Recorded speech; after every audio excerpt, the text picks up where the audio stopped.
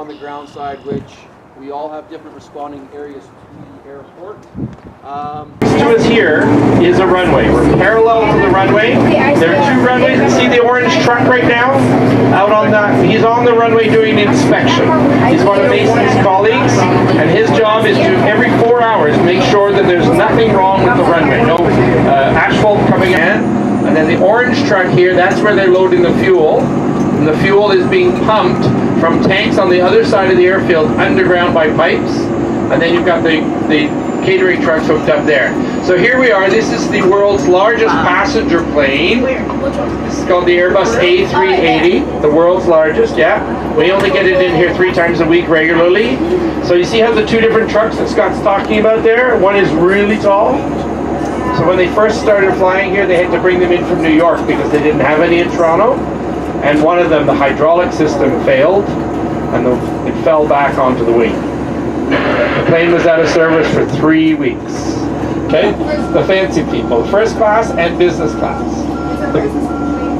This comes from Dubai. Okay?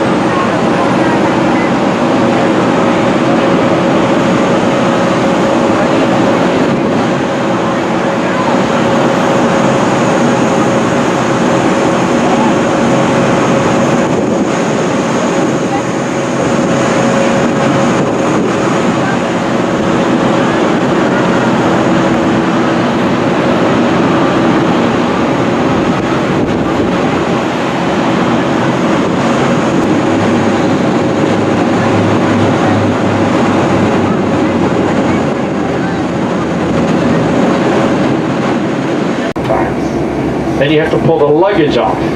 And if it's the first container to put in the airplane where the luggage is, you have to pull all the containers off. So it's there's a lot of intricacies to make it all happen. Because some of the smaller planes, they do them by hand. And then you saw all the big containers for the A380, so they probably have about 500 pieces of luggage. Every day at this airport,